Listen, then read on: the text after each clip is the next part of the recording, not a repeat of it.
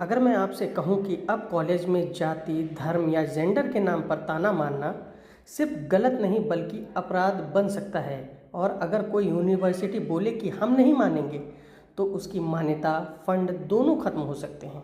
ज़रा सोचिए ये बदलाव कितना बड़ा है। सवाल यही है कि यूजीसी बिल 2026 छात्रों के लिए सुरक्षा कवच है या सिस्टम के लिए खतरे की घंटी। वीडियो पूरा देखिए, क्योंकि जो दिख रहा है कहानी उससे भी कहीं गहरी है। यहाँ पे दोस्तों बहुत सारे लोग इस बिल का समर्थन कर रहे हैं, लेकिन दोस्तों यहाँ पे बहुत सारे लोगों के पेट में बदहजमी भी हो चुकी है। यहाँ पे दोस्तों बड़े बड़े पत्रकार आए, उन्होंने इस कानून का समर्थन भी किया है, अपने सोशल मीडिया हैंडल पे इसी को लेकर वीडियो भी बनाया है और डाला भी है। बट यहाँ पे दोस्तों वीडियो को बहुत सारे लाइक्स भी मिले हैं, बट यहाँ पे दोस्तों कमेंट भी बहुत ज़्यादा हेट मिले हैं। तो दोस्तों यहाँ पे एक बहुत बड़े जर्नलिस्ट हैं जिनका नाम है शुभांकर मिश्रा। उन्होंने अपने सोशल मीडिया हैंडल पे यहाँ पे दोस्तों फेसबुक पे वीडियो अपलोड किया है, जिसमें उस कानून को लेके कुछ बातें कही हैं कि उस कानून के अंदर है क्या, आखिर उस कानून को क्यों सही ठहराया गया है। तो बहुत सी बातें हैं, चलिए दोस्तों उनका पहले वीडियो देख लेते हैं। वो लोग जो अभी भी जात पात से ऊपर उठकर संवाद में यकीन रखते हैं, ये वीडियो उनके लिए है। जिनके अंदर जात एकदम घुस गई है कि जीरो टॉलरेंस, हमारी जात वाला चाहे आग पानी कर दे हम सपोर्ट करेंगे, जात वाला है तो वो यहां से जा सकते हैं। उनके लिए इस वीडियो में कुछ भी नहीं है। लेकिन बाकी जो लोग हैं आज उनसे हम कहेंगे कि अगले कुछ मिनट आप हमें दीजिए, आपके सवाल हमारे जवाब, फिर उस पर आपके जो काउंटर क्वेश्चंस थे उनको लेकर हमारे जवाब हमने तैयार किए हैं। दलित भाई, ओबीसी भाई, SC ST वाले कहते हैं वो ये है कि क्या कॉलेजेस में, शैक्षणिक संस्थाओं में दलितों, आदिवासियों, पिछड़ों के साथ भेदभाव नहीं होता? देखिए इसका बड़ा सीधा जवाब है कि हाँ होता है, और ये एक कड़वी, असहज करने वाली सच्चाई है। किसी भी समझदार समाज को इस सच्चाई से मुंह नहीं मोड़ना चाहिए। लेकिन तर्क यह है कि भेदभाव का कोई तय चेहरा और जाति नहीं होती है, और अगर हम ये मान लें कि भेदभाव सिर्फ एक तरफा होता है तो फिर हम यूनिवर्सल प्रिंसिपल ऑफ जस्टिस, सबके लिए न्याय बराबर के सिद्धांत को नकार देते हैं। अब इस पर आप लोगों की तरफ से जातिवादी लोगों को क्लीन चिट देना है। क्या आप समाज में जो पुराने समय से शोषण आ रहा है उसको नकार रहे हैं? इसका जवाब होगा नहीं। यह तर्क पुराने शोषण को नकारने के लिए नहीं है, बल्कि न्याय के दायरे को पूरा करने के लिए है। किसी दूसरे छात्र के साथ हो तो कानून उसे पीड़ित मानने से भी इंकार कर दे। देखिए न्याय तो तभी मजबूत होता है जब वो दर्द को पहचानता है, ना कि पहचान के आधार पर दर्द को छांट देता है। देखिए जब हम न्याय को चुन चुन कर लागू होने वाला बनाते हैं तो हम भेदभाव को खत्म नहीं करते, हम उसे एक नया कानूनी रूप देते हैं। न्याय का वजूद जो है वो पीड़ित पर आधारित होना चाहिए, ना कि पीड़ित की पहचान पर।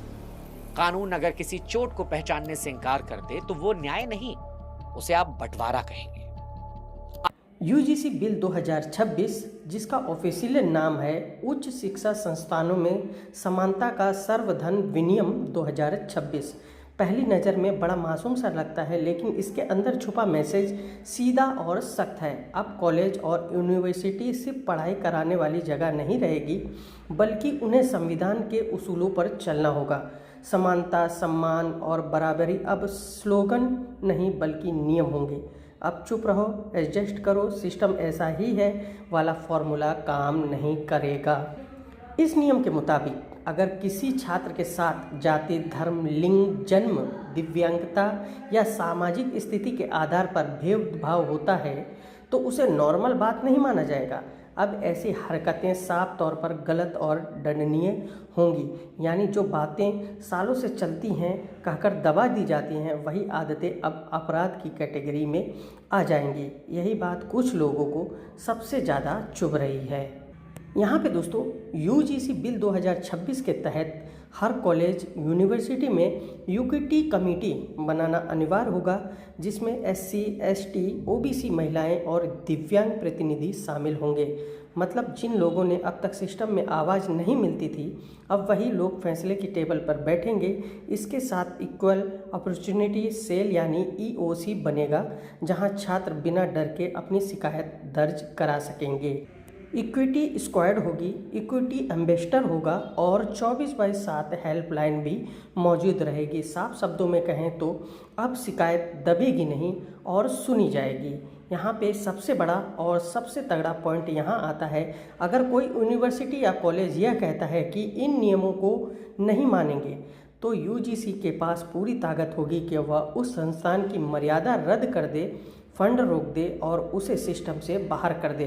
यानी अब ताकत सिर्फ मैनेजमेंट के हाथ में नहीं होगी, बल्कि जवाबदेही तय होगी। सिस्टम को छात्र के सामने जवाब देना पड़ेगा। तो यूजीसी बिल 2026 का असली मतलब क्या निकलता है? सीधी सी बात है, यह बिल छात्रों को आवाज़ देता है, कमज़ोरों को ताकत देता है और सिस्टम को उसकी सीमा याद दिलाता है। यही वजह है कि कुछ लोग इसे सुधार कह रहे हैं और कुछ लोगों को इससे बेचैनी हो रही है, क्योंकि जब बराबरी लागू होती है तब जिनके पास बेवजह की ताकत होती है वही सबसे ज़्यादा परेशान होते हैं। अब सवाल आपसे है, क्या शिक्षा के समानता जरूरी है? फिर पुराना सिस्टम ठीक है या नहीं? अपनी राय कमेंट में लिखिए। वीडियो पसंद आए वीडियो को लाइक कर देना। आप इसके सपोर्ट में हैं या आप इसके खिलाफ हैं, मुझे कमेंट में ज़रूर बताना। और ऐसे ही वीडियो देखने के लिए आप मुझे इस चैनल पे सब्सक्राइब कर सकते हैं। सब्सक्राइब करने के लिए कोई चार्जेस नहीं है, सिर्फ वीडियो को लाइक कर देना और चैनल को सब्सक्राइब करना ना भूलें। और हो सके वीडियो को ज़्यादा से ज़्यादा शेयर करें और हाइप भी ज़रूर करें।